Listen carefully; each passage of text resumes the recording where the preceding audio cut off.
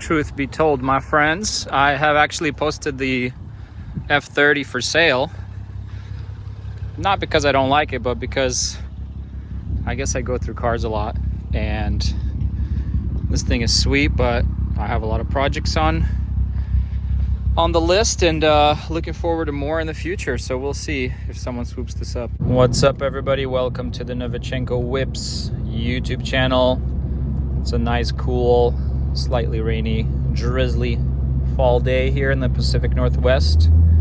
There are leaves falling on the road, and we are commuting to work yet again. I wanted to do this video because I have posted this 335i for sale, and I do have an interested buyer. So this will be kind of like a synopsis video of ownership, recommendation if you should buy one. Short answer, yes. They're very cool cars. The N55 engine in here has been stellar. I'm speaking from experience of owning an N54 335i with its infamous issues of check engines, wastegate rattles, etc., etc. I believe my model here, I don't know if it has the pneumatic or the electronic wastegate, I forget, but it's been awesome. I'm selling it mostly because I have other cars, other projects in mind. I'd like to move on to other cars, and we've modified it a little bit, done some maintenance items, and for the right price, definitely could sell it. I mean, I would probably be a lot more hesitant if this was a M3, like a F80 M3, or any kind of M3. I really like, looking into more like sports line, sports trim, top of the line type sports cars. Not because I'm going to use them to their full potential, but I think they're, more special in some ways, maybe more collectible down the road. But I've never held on to a car, let's say, for way too long. I've had some cars that I've held on to for several years, but those were for various reasons, like family cars. But yeah, I mean, this thing has been awesome. You might notice the brake light came on. I was trying to reset, so I do need to do the brake pads. I'll probably tell the new owner that. I mean, the brakes on this car are so awesome, but that means, they're probably working in terms of the pads grabbing. And so probably next maintenance item in the next, it was telling me 300 miles. I was going to reset it. If I had time to get some in and change them, I would have done it. Anyway, but I think it trips the sensor if you didn't actually reset them. And so now it's yelling at me, brake. But I have a Autel scanner. We'll see if that'll reset it, but definitely disclose all that to the owner. As we know, I did an oil change about 1,000 miles ago, almost 2,000 miles ago now. It was around 100K. I did notice, with spirited driving, these engines consume a little bit of oil. I think I've had to add like half a quart. Checking the oil level, like last week, it showed that it was like halfway instead of the top portion. So I added like quarter to half a quart, and it's back at the max level again. But honestly, this car has been a stellar daily. Great fuel economy, great power, great handling, comfortable, heated seats, heated steering wheel, AC, 8-speed automatic, so it's stop and go. Although I don't sit in much of that, the stop and go is really good, very comfortable. The only gripe I've had, of course, is just the droniness of my exhaust, but M Sport or M Performance exhaust probably would have sounded way better. It was a straight pipe when I got it. I eventually really quickly put on a muffler. It's still drony. I've been kind of dreading picking a whole car up to pull off the whole exhaust to weld in a resonator, and just never got around to it because I daily this thing so much. We'll see. If it doesn't sell, I'll do that, and so you'll be seeing that. But overall, I've tested this car, on stage 1, stage 2, 91 octane, 93 octane with the MHD maps, and then I've done the E30 blend. Honestly, the E30 blend feels great. This car definitely wakes up a lot more. It just feels happier. It idles better, it cruises better, and of course towards redline it pulls harder with the E30 blend. Every time I've monitored on the app, I get like no knock no matter what fuel I use, and of course I correlate the map to the fuel that I have in there. But I think these are just stellar engines, really good engines. The inline 6s, 3 liters from BMW. The newer ones, I know there are great things about the B58. It would be awesome to try a B58 or S58 down the road. But I think next car, I want to look for something, maybe a M3, the S55 with the F80 body. I love how wide those are. I love how they look. And I've ridden in one a little bit. It felt very similar to this. I think it was like a stock tune, so power-wise, probably comparable to this Stage 2 in ways. Maybe a little faster up towards Redline. But yeah, that's the update. Or look around for a cool SUV. I'm not going to spill the beans, but I've owned a cool SUV in the past that I'd love to get back into if I can find one. My neighbor has a cool X3M. That thing looks super sweet. I need to get him to take me for a ride. Maybe I'll catch that bug. Overall, fuel economy in normal mode, if you're driving back roads spiritedly, you can see I'm getting like 20 mpgs. On the road home on the freeway, if I'm just driving in comfort mode, I get like 25. And then if you drive in eco and you're just like light on the throttle, you get 30 plus easily. So it's almost a Prius, just way more cool. The looks of this car are great. I think they did great on the body. The engine, everything's accessible as much as what I worked on. And yeah, overall, I would recommend this to anyone looking for a good car. I see these selling anywhere from the range of 10 to 20K, depending on mileage, condition, options, and so forth. So I'll catch you on the way home on the freeway, see if we can do any cool pulls. I've, of course, put everything back to like a stage 2 91 octane map, because all the pumps in Washington here are 92 octane, so might as well better be safe. But I'll have to explain to the new owner that there's some options if they ever pop in some octane booster and want to have a little more fun ripping around on it. Cool. Well, let's stay tuned and see what the future brings, huh? Thank you for tuning in.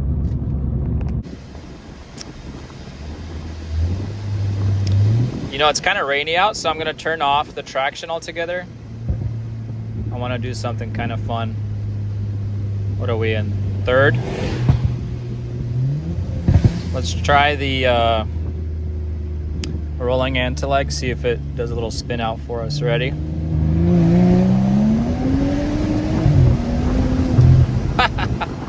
No, it still has traction. It's pretty good. Tires are still pretty good.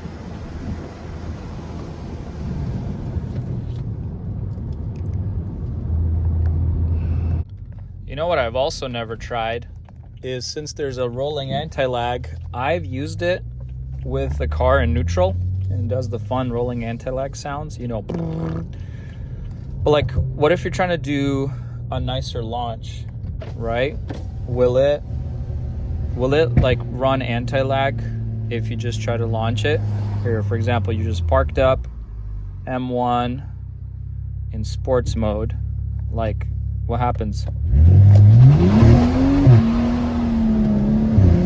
I guess that's all that happens. Still fun though. So yeah, anti-lag won't work from a standstill. I know these cars come with like a launch control, but I don't know if this one was programmed with it. I messed around with it a little bit and I could never get it to do it. It honestly takes off pretty good just by stomping the pedal. I would probably miss this car more if I had resolved the droniness of it. I love dailying it. I think the drone has just gotten to me. I'm waiting to get my other daily up to 100%. It's currently at like 98% good for dailying, which means it's a toss-up if it'll throw a check engine or a limp mode. Got a set of rear brake pads from Bosch. I think these are called like ceramic. I don't know. They didn't sell front ceramics, but I bought fronts in Bosch as well. So pick the car up, pull off the wheel, do the rears real quick. I'm still waiting for the sensor to arrive today. Should be here shortly, and we'll do that as well. Make sure to secure the front of your vehicle either with chocks or use like 2x4 pieces. It helps to do one side at a time, especially if you're not in a rush, but you are gonna have to release the handbrake. So you wanna make sure your car doesn't go anywhere. The handbrake is tied to the rear pads, I believe. Yeah. Ugh. Always remember, pull up first to click the button. But yeah, chalk it both sides. Make sure to be like in a garage on a flat surface. I was at first thinking to do it outside, but there's a slight gradient and I don't feel like sticking my head under there while the car's not flat and secured. Quick tip, always get yourself an assistant jack stand. So you gotta take that clip out. I put a screwdriver in there, popped it out. On the back here, there's two caps that go into these rubber fittings, and I think they're M10s, two M10 hex keyways that you just loosen up, and then this whole part of the caliper will slide off with your old pads. Something useful to do. I don't see every video recommend this. So let's say you have this fluid reservoirs on this side. Oh, come on. I could probably reach under there. Here we go. Without taking that off. So just unscrew that. In the end, just remember to screw it back on. So, and then because the rear, so I got an M10, right? So lefty loosely, righty tighty. Best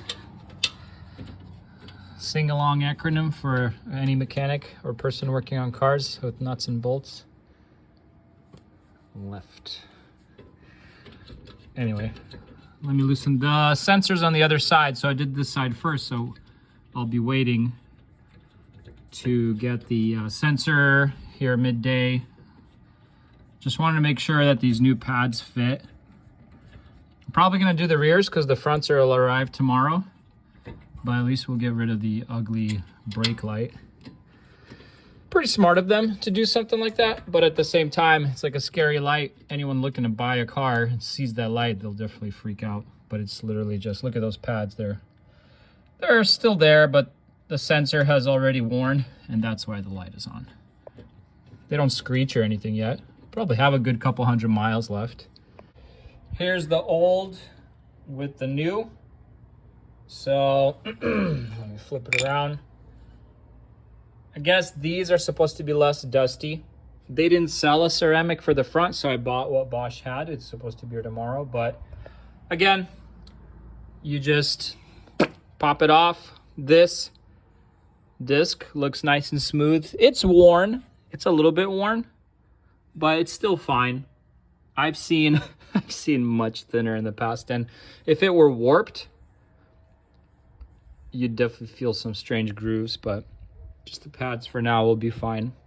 So I'm gonna put those back in. What I meant about compressing the cylinder is you need to get on here and on there and squish that guy in to fit it back on, because your new brake pads are much thicker.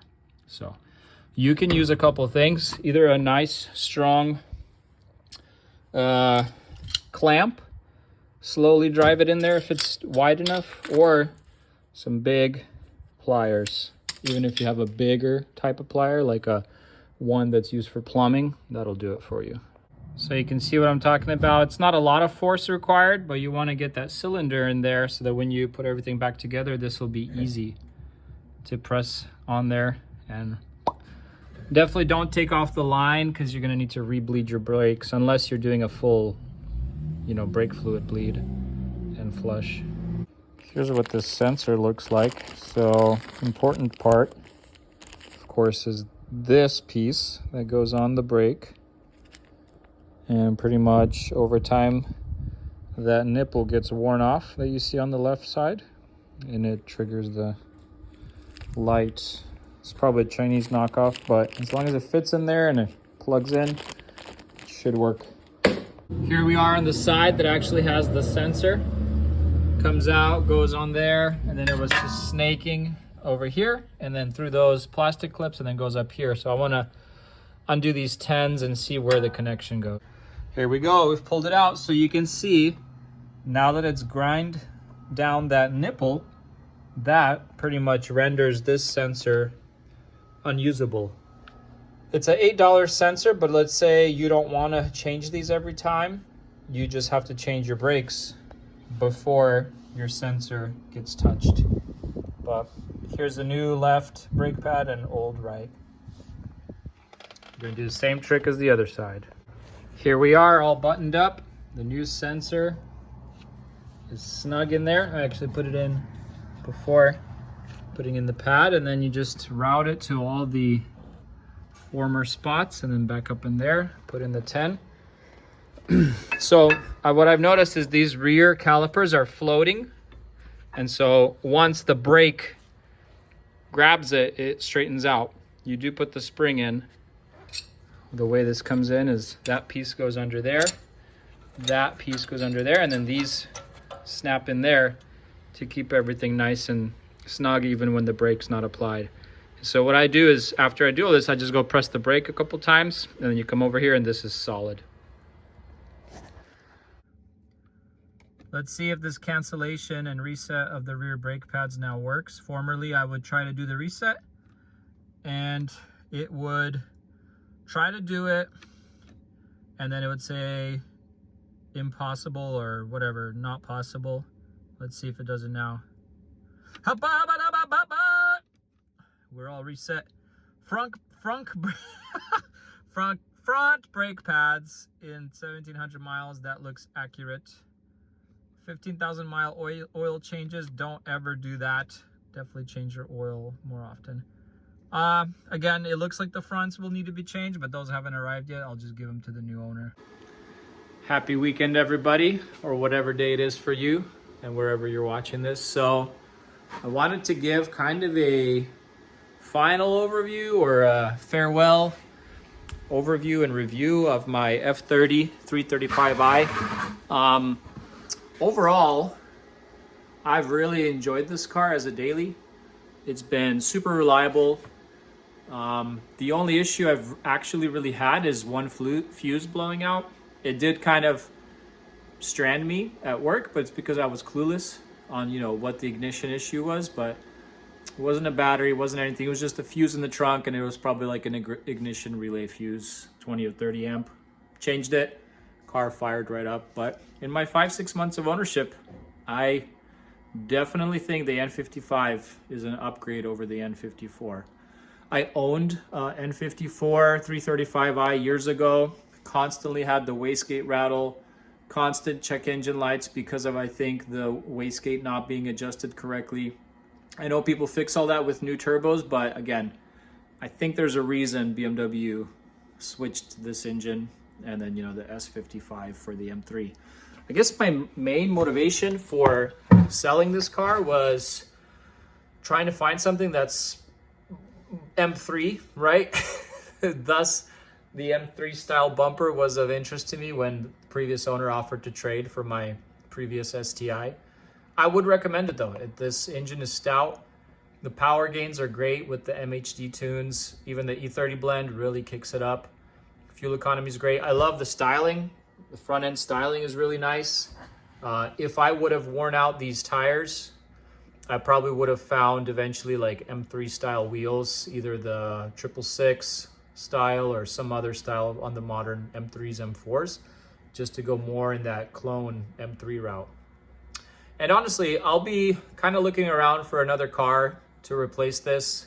We'll see. Maybe I'll stay with BMW. Maybe I'll find something else. I'm really open to trying new things, and I usually don't set my heart on a type of car. When I'm searching, I just look for something unique, cool, a project car, and that's awesome, good deal. Usually looking for a good deal and something that would be interesting to work on and definitely bring on the channel here and share it. But yeah, the owner is aware that I have spare engine mounts. I'm giving them to him. I did the rear brakes. As you saw, my front brake pads arrived like today, so I'm just giving them to the owner and saying, hey, whenever the front brake light maintenance comes on, do those or get them done. I guess if you're in the market for a 335i, considered. This one is 102K miles now. I think it's solid.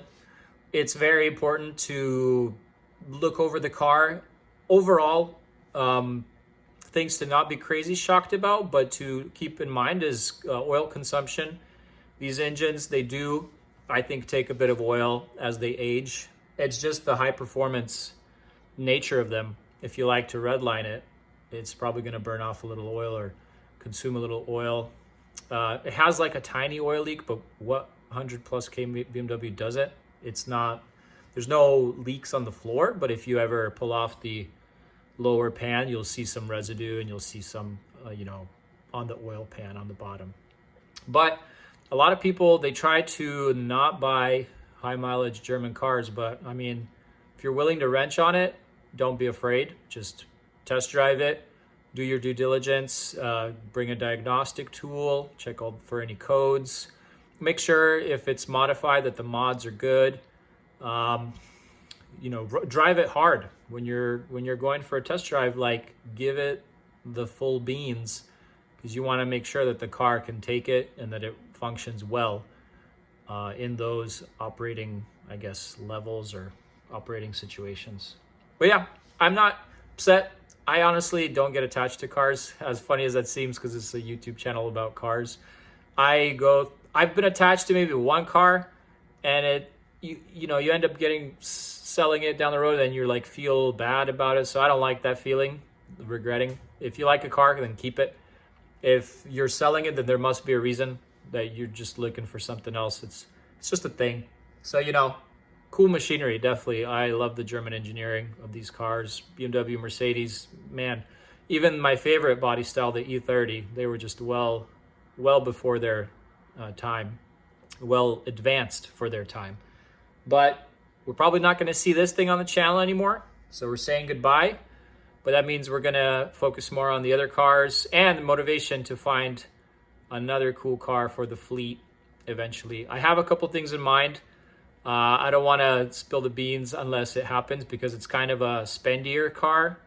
It's, how do I say it? It's more family oriented, but it's still very cool. And so I'll leave it at that. It would be really exciting if one day I can be like, this is what, I've been waiting for to find. But meanwhile, we might get, a hatchback, a convertible, a 2-door, a 4-door, an SUV. Something's going to pop up, but it's sure going to be fun and interesting to work on. So thanks for tuning in.